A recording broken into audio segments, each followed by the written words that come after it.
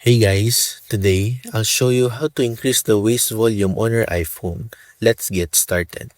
First, open the Waze app and tap the search icon. Next, go to settings, then tap voice and sound.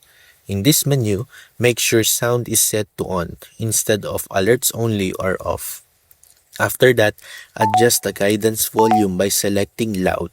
If that option is available, then while Waze is giving voice directions, press the volume up button on the side of your iPhone to increase the navigation volume.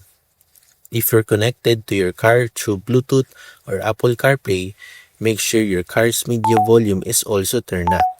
You should also check that your iPhone is not in silent mode if your audio setup is affected by it.